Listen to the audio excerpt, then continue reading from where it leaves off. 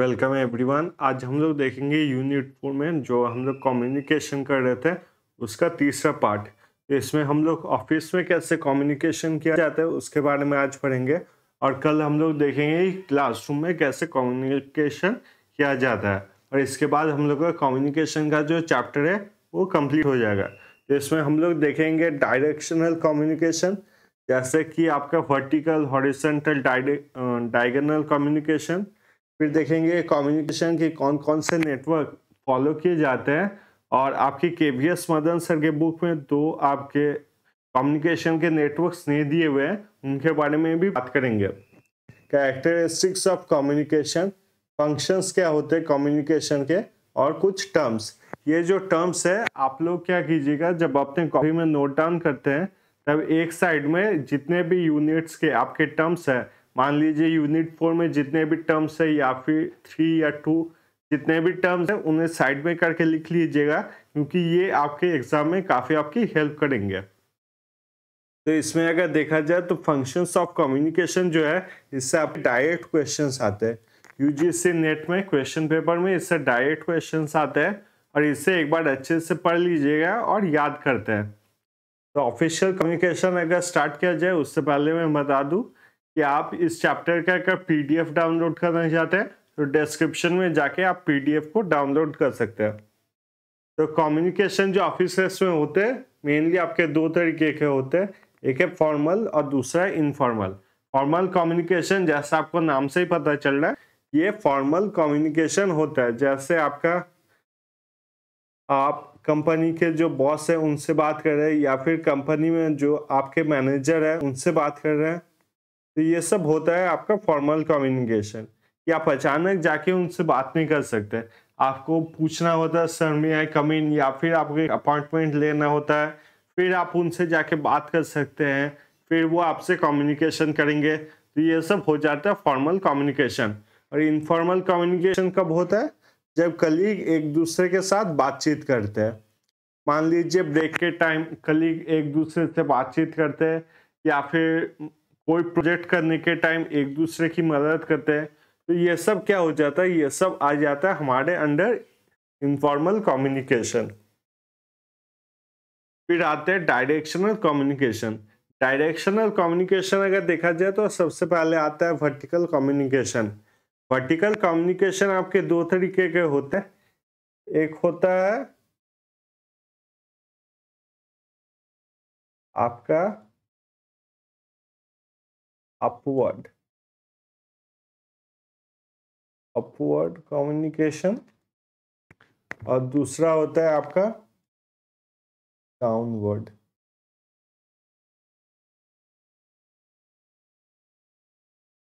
एक होता है आपका अपवर्ड कम्युनिकेशन और दूसरा होता है डाउनवर्ड कम्युनिकेशन। अपवर्ड कम्युनिकेशन में क्या होता है, जब हम लोग किसी हायर लेवल के इंसान से बात करते हैं, जैसे कि मैंने पहले एग्जांपल दिया था कि मान लीजिए मैनेजर से हम लोग बात करते हैं, या फिर कंपनी के जो सीईओ है उनसे बात करते हैं। तो हायर लेवल के जो लोग होते हैं उनसे जब हम लोग बात करते हैं तब होता है अपवर्ड कम्युनिकेशन। और वहीं पे डाउनवर्ड कम्युनिकेशन कब होता है, जब मान लीजिए कंपनी का जो मैनेजर है वो ट्रेनी से बात करते हैं, या फिर जो एचआर है वो लोअर लेवल लोगों से बात करते हैं। तो अपवर्ड कम्युनिकेशन कब होता है, जब लोअर लेवल पे जो है वो ऊपर के लेवल पे बात करता है। और डाउनवर्ड कम्युनिकेशन जो आपका मतलब अपर लेवल के इंसान है वो डाउनवर्ड मतलब लोअर लेवल पे जो लोग हैं उनसे बात करते हैं। तो ये हो गया आपका अपवर्ड और डाउनवर्ड कम्युनिकेशन। और ये दोनों किस में आते हैं, ये दोनों आते हैं आपके वर्टिकल कम्युनिकेशन पे। इसके बाद समझेंगे हॉरिजॉन्टल कम्युनिकेशन। ये हॉरिजॉन्टल कम्युनिकेशन क्या होता है, जब आपके सेम डिपार्टमेंट में बातचीत होता है एक दूसरे से, तब होता है आपका हॉरिजॉन्टल कम्युनिकेशन। मान लीजिए मार्केटिंग में दो जन हैं, वो एक दूसरे से जब बातचीत करते हैं तब होता है मेरा हॉरिजॉन्टल कम्युनिकेशन। फिर आता है डायगोनल कम्युनिकेशन। डायगोनल कम्युनिकेशन क्या होता है, जब डिफरेंट डिपार्टमेंट के लोग एक दूसरे से बातचीत करते हैं। मान लीजिए कोई सेल्स का है, वो आपके मार्केटिंग के बंदे के साथ बात कर रहा है, तो ये क्या हो जाता है आपका डायगोनल कम्युनिकेशन। तो वर्टिकल कम्युनिकेशन का होता है जब कोई अपने लेवल से ऊपर या फिर अपने जो पोजीशन है उससे नीचे के लोगों से बात करता है, तो होता है वर्टिकल कम्युनिकेशन। हॉरिजॉन्टल कम्युनिकेशन कब होता है, जब एक कलीग अपने डिपार्टमेंट के किसी दूसरे लोग से बात करता है, तब होता है हॉरिजॉन्टल कम्युनिकेशन। और अलग डिपार्टमेंट से अगर बात किया जाए तो वो हो जाता है आपका डायगोनल कम्युनिकेशन।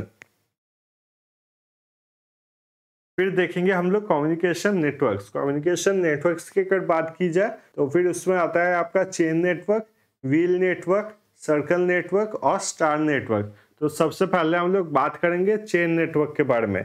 चेन नेटवर्क में क्या होता है, जैसे नाम से ही पता चल रहा है कि एक चेन फॉलो किया जाता है। मान लीजिए 1 2 और यहाँ 3।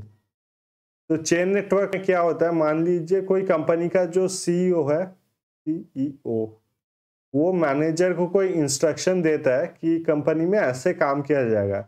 मैनेजर के पास इंस्ट्रक्शन जाता है और मैनेजर क्या करता है, मैनेजर वही इंस्ट्रक्शन अपने एम्प्लॉयज को देता है। डिपार्टमेंट के जितने भी लोग हैं उनको ये इंस्ट्रक्शन देता है। तो ये क्या हो जाता है, ये हो जाता है चेन नेटवर्क, कि एक जन से इंफॉर्मेशन जो है दूसरे जन के पास जाता है, दूसरे जन से तीसरे जन के पास जाता है। तो ये हो गया हम लोग का चेन नेटवर्क। व्हील नेटवर्क में क्या होता है, मान लीजिए इस मैनेजर के पास इंफॉर्मेशन गया है, तो ये बीच में जो है ये हमारा मैनेजर है। अब मैनेजर के पास जब इंफॉर्मेशन गया उसके डिपार्टमेंट के सभी लोगों को वो एक साथ बताना चाहता है। मान लीजिए कोई मतलब एडवर्टाइजिंग या मार्केटिंग का कोई डिसीजन है, तो वो सभी को एक साथ बताना चाहता है। तो इसमें क्या होगा, वो सभी लोगों को एक साथ कम्युनिकेट करना चाहता है। तो ये हो जाता है आपका व्हील नेटवर्क, इस सभी लोगों को वो जो है एक साथ बात कर रहा है। तो इसे कहा जाता है आपका व्हील नेटवर्क। जब मैनेजर डिपार्टमेंट में है, सभी लोगों के साथ एक साथ बात कर रहा है और सेंटर ऑफ अट्रैक्शन या फिर जो मेन स्पीकर होते हैं वो एक ही जन होते हैं, तब होता है आपका व्हील नेटवर्क। फिर आते हैं हम लोग सर्कल नेटवर्क पे। सर्कल नेटवर्क फिर से आपका वैसा ही होता है, जैसे मान लीजिए यहाँ पर आपका जो है कंपनी का सीईओ बैठा हुआ है, ठीक है। तो उसके ऑफिस में 2 डिपार्टमेंट है, एक है मार्केटिंग में और एक है सेल्स में। तो मार्केटिंग जो मैनेजर है, ये मार्केटिंग जो मैनेजर है, और सेल्स में जो मैनेजर है, उनसे उन्होंने कह दिया कि हम लोग की कंपनी का ये टारगेट है और हमें ये सब पूरा करना है। तो मैनेजर और जो मार्केटिंग में है वो क्या करेंगे, वो अपने एम्प्लॉय को बोलेंगे और सेल्स भी अपने एम्प्लॉय को बोलेंगे। तो इससे क्या हो जाएगा, इससे एक चेन नेटवर्क स्टार्ट हो जाएगा। और मान लीजिए ये दोनों एम्प्लॉयज एक दूसरे से बात करते हैं अपने टारगेट्स के बारे में, तो ये क्या हो जाता है, ये हो जाता है मेरा चेन नेटवर्क। फिर आखिर में आता है आपका स्टार नेटवर्क। अब ये स्टार नेटवर्क क्या होता है, स्टार नेटवर्क पे हर एक इंसान जो है एक दूसरे से बातचीत कर सकता है। मान लीजिए ये सभी आपके सेम डिपार्टमेंट है और सेम डिपार्टमेंट में एक दूसरे से बातचीत कर सकते हैं।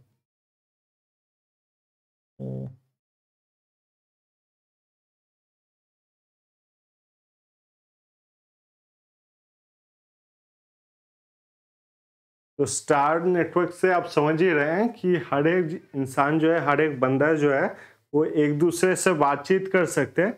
वो सभी इक्वल लेवल पे होते हैं और वो एक दूसरे से बातचीत कर सकते हैं। इसे कहा जाता है स्टार नेटवर्क। इसे और एक बात समझेंगे, अगर चेन नेटवर्क की बात की जाए तो चेन नेटवर्क में एक डिपार्टमेंट से एक लेवल से दूसरे लेवल तक जाया जाता है। जैसे सबसे पहला लेवल देखिए, यहाँ पर है सीईओ, वो अपने जूनियर लेवल मैनेजर को बताता है कि टारगेट्स क्या है जो हम लोग को अचीव करना है। अब ये टारगेट अचीव कौन करेगा, टारगेट अचीव करेंगे मैनेजर। वो कैसे अचीव करेंगे कि डिपार्टमेंट में जितने भी लोग हैं उनसे बातचीत करेंगे, उन्हें अपना अपना काम समझाएंगे। तो ये होता है चेन नेटवर्क, जो हायर लेवल से लोअर लेवल तक जाते हैं। फिर हम लोग आएंगे व्हील नेटवर्क पे। व्हील नेटवर्क की बात अगर की जाए तो यहाँ पर जैसे मैंने बताया कि एक बंदा, मान लीजिए मैनेजर है, उससे अपने सारे डिपार्टमेंट के लोगों से बातचीत करना है और उनके सबके ओपिनियन समझना है या फिर वो क्या कहना चाहते हैं ये बताना है। तो वो क्या हो जाता है आपका व्हील नेटवर्क, कि सभी को एक साथ जो है बताया जाता है कि किसको क्या क्या काम करना है। फिर आते हैं हम, ये है व्हील नेटवर्क, ये है आपका व्हील नेटवर्क। फिर आते हैं हम लोग सर्कल नेटवर्क पे।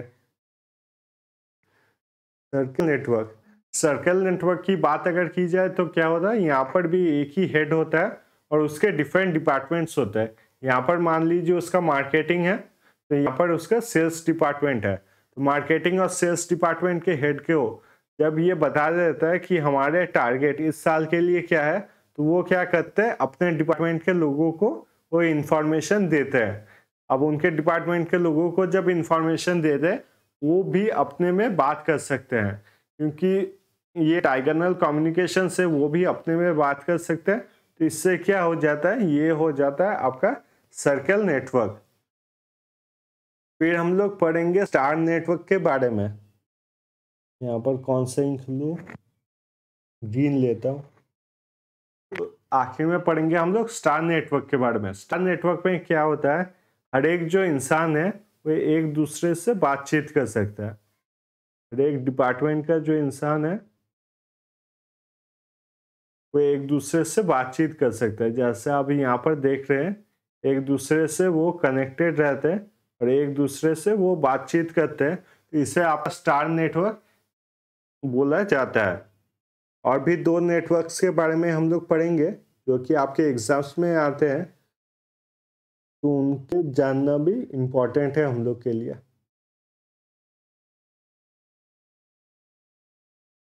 तो वो दो नेटवर्क है, एक है आपका Y network, Y network,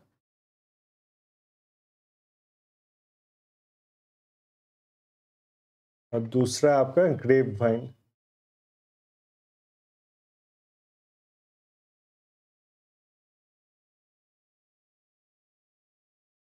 Y network और ग्रेप वाइन। वाई नेटवर्क में क्या होता है, मान लीजिए एक हेड है, कंपनी का हेड है सीईओ, वो अपने मैनेजर को बात बताता है। और अब मैनेजर क्या करेंगे, अपने जो एम्प्लॉयज है या फिर डिपार्टमेंट के जो भी लोग हैं उनसे ये बात शेयर करेंगे। तो ये क्या हो जाता है, ये हो जाता है आपका वाई नेटवर्क, जहाँ पर जो सीईओ है वो मैनेजर को डिस्कस करता है और मैनेजर जाके डिपार्टमेंट के लोगों को बता देते हैं कि डिपार्टमेंट के सभी लोगों को अपना अपना जो इंफॉर्मेशन है उसे बता देते हैं। तो ये पूरे चीज़ को बताया जाता है वाई नेटवर्क। तो इसमें आप लोग कंफ्यूज मत होइएगा। देखिए, अगर सिर्फ इतने तक रहता है, जो सीईओ मैनेजर को बता रहा है इतने तक रहता है, तो क्या होता है हम लोग का, तब आ जाता है हम लोग का चेन नेटवर्क। मान लीजिए खाली ये एरिया हम लोग को बताने के लिए बोला जाता है, इंक चेंज कर लेता हूँ तब आपको ज़्यादा अच्छे तरीके से समझ में आएगा। अगर सिर्फ मैनेजर जो है वो अपने डिपार्टमेंट के सभी लोगों को बता रहा है, तो ये एरिया क्या हो जाता मेरा, तो ये सिर्फ एरिया जो है, ये एरिया हो जाता मेरा व्हील नेटवर्क। और इसे एकदम अगर पूरे चीज को बताया जाए, अगर मुझे क्वेश्चन में ये पूरा नेटवर्क आ जाए कि मैनेज सीईओ जो है मैनेजर को बता रहा है और मैनेजर अपने डिपार्टमेंट के डिफरेंट लोगों को बता रहा है, तो ये पूरा मेरा क्या हो जाएगा, ये पूरा मेरा हो जाएगा वाई नेटवर्क। आई होप आपको ये पूरे तरीके से क्लियर हो गया। और जो एग्जाम में सबसे ज्यादा पूछा जाता है वो है आपका ग्रेप वाइन, और ये सबसे आसान भी है। ये क्या है, आपका गॉसिप। तो ऑफिस में जो गॉसिप होता है, किसी के बारे में कुछ बताया जाता है कि कौन काम कर रहा है या फिर कौन मतलब सीनियर्स की अच्छी तरीके से तारीफ कर रहा है, वो सब क्या हो जाता है आपका गॉसिप। तो ग्रेपवाइन कम्युनिकेशन क्या है, ये कुछ भी नहीं है। ऑफिस में जो गॉसिप चलता रहता है या फिर किसी भी एरिया में, ऑफिशियल एरिया में जो गॉसिप चलता रहता है, उसे कहा जाता है आपका ग्रेप वाइन। इसके बाद देखेंगे हम लोग कुछ कैरेक्टरिस्टिक्स। ये कैरेक्टरिस्टिक्स जो है ये सब आपको याद करना नहीं है, सिर्फ आपको समझ लेना है, क्योंकि क्वेश्चन जो है यहाँ से घुमा के ही पूछे जाते हैं। कभी भी यहाँ से डायरेक्ट क्वेश्चंस आपको नहीं आएंगे। तो पहला क्या है, यहाँ पर है कम्युनिकेशन जो है वो कॉन्टिन्यूस होता है। मतलब आप लोग ने अगर ऑफिस में काम किया होगा तो ऑफिस में आपको पता होगा कि आपके हेड जब आपको कोई मेल भेजते हैं तो आपको मेल में भेजना पड़ता है कि आपको वो मेल एक्नॉलेज करना पड़ता है। एक्नॉलेज का मतलब क्या होता है, आपको ये बोलना पड़ता है कि हाँ मुझे वो मेल जो है वो मिल गया है। तो कम्युनिकेशन जो होता है कॉन्टिन्यूस होता है, वन वे नहीं होता है। फिर आपके कम्युनिकेशन जो होता है वो होता है ऑल परवेसिव। ऑल परवेसिव मतलब सभी को इंक्लूड करके कम्युनिकेशन को आगे बढ़ाया जाता है। जैसे मान लीजिए आपके ऑफिस में जो है, ऑफिस में कोई टारगेट बनाया जाएगा, तो टारगेट जो है वो सीईओ बनाएंगे। मान लेते हैं वो ऑफिस के सीईओ है, वो मैनेजर को बताएंगे। मैनेजर जो है वो डिपार्टमेंट के हर एक पर्सन को बताएगा। डिपार्टमेंट का जो हेड है, हर एक डिपार्टमेंट को जो हेड है वो एम्प्लॉय को बताएंगे। एम्प्लॉय जो है वो ट्रेनी को बताएंगे। तो ऐसे करके सबको पता चल जाता है कि कंपनी में क्या काम हो रहा है। कम्युनिकेशन जो होता है वो होता है ऑल परवेसिव, मतलब सभी को पता चलता है कि कंपनी में क्या कम्युनिकेशन चल रहा है। फिर देखेंगे communication is always with aspect, मतलब कोई मोटो रहता है बातचीत करने का। मान लीजिए आपने कुछ गलत किया, उसके लिए आपसे बात किया जाएगा, या फिर आपने कुछ सही किया, कुछ बहुत अच्छा किया, तो उसके लिए आपसे बातचीत किया जाएगा। ऐसे ही मतलब टाइम पास करने के लिए ऑफिस में कम्युनिकेशन नहीं किया जाता है। कम्युनिकेशन में जो बातचीत किया जाता है वो किसी कारण से किया जाता है, किसी मोटो के वजह से। तो communication is always with aspect. फिर आते हैं कॉमन लैंग्वेज पे।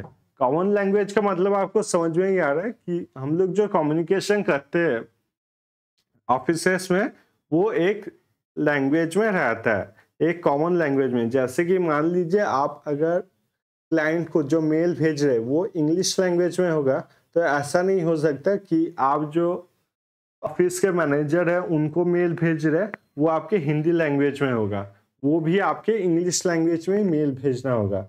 या फिर मान लीजिए आपके ऑफिस में हिंदी लैंग्वेज को यूज किया जाता है, तो सब कामों के लिए आपका हिंदी लैंग्वेज ही यूज किया जाएगा। दूसरा भी कोई लैंग्वेज अगर यूज किया जाता है तो हर एक ऑफिस में सिर्फ एक ही लैंग्वेज को यूज किया जाता है। तो वही बता रहा है कि ऑफिस में जो होते हैं वो कॉमन लैंग्वेज को यूज किया जाता है। अब देखेंगे फंक्शंस ऑफ कम्युनिकेशन। तो मैं जो बता रहा था कि डायरेक्ट क्वेश्चंस जो है यहाँ से बनते हैं। तो पहले समझेंगे इमोटिव फंक्शन का मतलब क्या होता है। इमोटिव फंक्शन आप नाम से याद रख सकते हैं कि इमोशंस दिखाए जाता है। जैसे कि मान लीजिए oh my God, oh my God जब कोई बताता है तब वो क्या होता है, वो हो जाता है आपका इमोटिव फंक्शन, क्योंकि हमारे इमोशंस बताए जा रहे हैं कि कोई मतलब सरप्राइज हो गया है तो इसलिए बता रहा है ओ माय गॉड। ये होता है हम लोग का इमोटिव फंक्शन। फिर होता है डायरेक्टिव फंक्शन। जब किसी को कोई डायरेक्शन दिया जाता है कोई काम करने के लिए तब कहा जाता है आपका डायरेक्टिव फंक्शन। जैसे कि क्लासरूम में जो टीचर है वो बच्चों को बोलते हैं सिट डाउन, या फिर क्लास में आके किसी बच्चों पे ऊपर अगर गुस्सा हो गया टीचर तो उससे बोलते हैं स्टैंड अप। तो ये हो जाता है हम लोग का डायरेक्टिव फंक्शन। जब किसी पर्सन को कुछ करने के लिए इंस्ट्रक्शंस दिए जाते हैं तो उसे कहा जाता है आपका डायरेक्टिव फंक्शन। फैटिक फंक्शन। फैटिक फंक्शन क्या होता है, फैटिक फंक्शन होता है कम्युनिकेशन स्टार्ट करने के लिए। जैसे कि मान लीजिए आपने किसी से कहा हाय या फिर हेलो हाउ आर यू, ये सब क्या हो जाता है, ये सब हो जाता है आपका फैटिक फंक्शन। फैटिक फंक्शन का मतलब यही है कि कम्युनिकेशन को स्टार्ट करने के लिए आप जो करते हैं उससे कहा जाता है फैटिक फंक्शन। फिर आते हैं पोएटिक फंक्शन। पोएटिक फंक्शन का मतलब यही होता है कि किसी चीज को एक्सप्लेन करने के लिए आप उससे कोई एडजेक्टिव ऐड कर दो। मान लीजिए कहा जाएगा कि Akbar the great, Akbar the great. तो ये क्या हो गया, ये हो गया हमारा स्टैटिक फंक्शन। या फिर Kolkata the city of Joy, Kolkata the city of Joy, या फिर Mumbai the city that never स्लीप्स। तो ये सब क्या हो जाएगा, ये हम लोग का हो जाएगा पोएटिक फंक्शन। फिर आते हैं रेफरेंशियल फंक्शन पे। रेफरेंशियल फंक्शन मतलब होता है जब हम लोग किसी चीज का एग्जाम्पल देते हैं कोई चीज समझाने के लिए। जैसे कि मान लीजिए कि मुझे अभी आपको एग्जाम्पल देना है, आपको समझाना है ग्रेफिटी के बारे में। तो मैं क्या कहूँगा, जिस प्रॉपर्टी के वजह से आपका जो फल है वो ट्री से टूट के नीचे गिरता है, उसे कहा जाता है आपका ग्रेविटी। ये क्या हो गया आपका रेफरेंशियल फंक्शन, मतलब किसी चीज का एग्जाम्पल देते हैं ताकि कोई चीज को समझा पाए। अब आते हैं मेटालिंग्विस्टिक फंक्शन। मेटालिंग्विस्टिक फंक्शन मतलब क्या होता है, जब जिस लैंग्वेज के बारे में पढ़ रहे हैं उसी लैंग्वेज के ऊपर जब क्वेश्चन किया जाए तब होता है मेटालिंग्विस्टिक फंक्शन। मान लीजिए हम लोग इंग्लिश लैंग्वेज के बारे में पढ़ रहे हैं, तो फिर मैं क्वेश्चन पूछता हूँ, इज दिस इंग्लिश। तो ये क्या हो जाएगा, ये हो जाएगा मेरा मेटालिंग्विस्टिक फंक्शन। जब क्वेश्चंस ऐसे ही बनाए गए हैं इंग्लिश के बारे में पूछने के लिए, आपका एक इंग्लिश में क्वेश्चन बनाया गया है, तो ये क्या हो जाएगा हमारा मेटालिंग्विस्टिक फंक्शन। फिर आते कॉन्टेक्स्ट फंक्शन। तो कॉन्टेक्सचुअल फंक्शन की अगर बात किया जाए तो इसका क्या मतलब है, तो यहाँ पर आप देख सकते हैं कि ये कॉन्टेक्स्ट के बारे में बताता है, मतलब हम किस सिचुएशन के बारे में बात कर रहे हैं उसके बारे में बताता है। जैसे आप लोग इंटरव्यू में पूछा जाता है हम लोग को, tell me about yourself. Interview में हम लोग को पूछा जाता है टेल मी अबाउट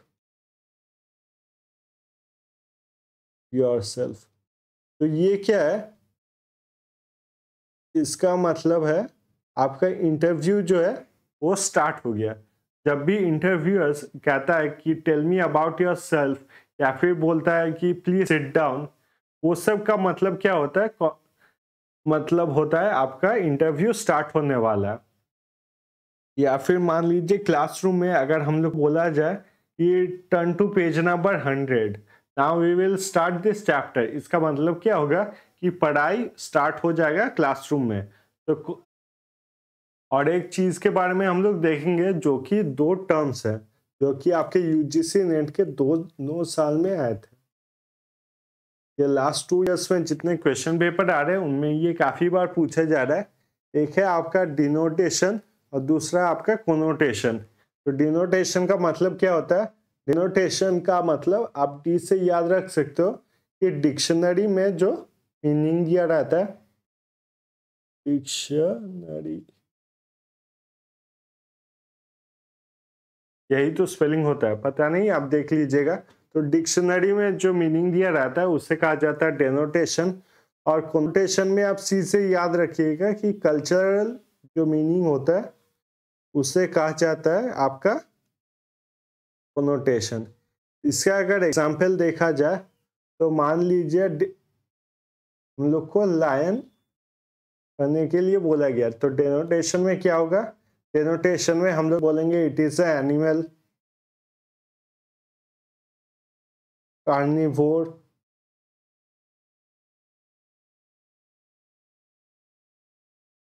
फिर एनिमल हैज 4 legs। ये सब बताएंगे हम लोग इन डेनोटेशन। और कोनोटेशन में क्या बताएंगे, कोनोटेशन में बताएंगे कि king of the jungle, king of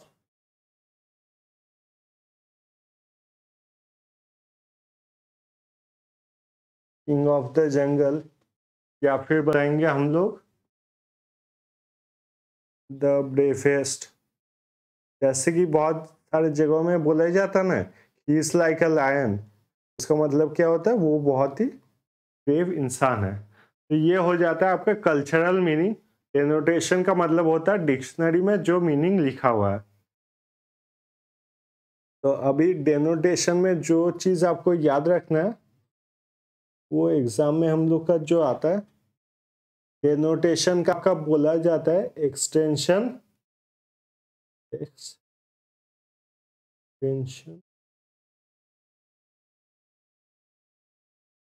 of the term, और वहीं पे कोनोटेशन को बोला जाता है आपका इंटेंशन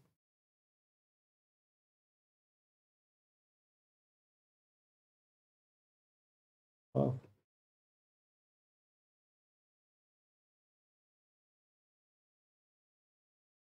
तो यहाँ पर डेनोटेशन को बोला जाता है आपका एक्सटेंशन, और कोनोटेशन को बोला जाता है आपका इंटेंशन। तो आप याद रख सकते हैं डेनोटेशन में डी के बाद क्या है, तो ई है, तो ई से आप याद रख सकते हैं एक्सटेंशन, और ई से दूसरा आपको यही पूछ सकते हैं इंटेंशन, तो इंटेंशन एक ही बचेगा जो है कोनोटेशन। इससे आप लोग याद रखिएगा डेनोटेशन क्या है, डिक्शनरी, और डी ई से होगा आपका एक्सटेंशन ऑफ द टर्म, और कोनोटेशन क्या है, सी से कल्चरल, और आपका एक्सटेंशन तो हो गया, एक ही बचा आपका इंटेंशन ऑफ द टर्म। इसी के साथ आपका चैप्टर जो है वो कंप्लीट होता है, मतलब ये वीडियो कंप्लीट होता है। इसके बाद हम लोग लास्ट पार्ट करेंगे यूनिट 4, जिसमें हम लोग क्लासरूम कम्युनिकेशन के बारे में देखेंगे।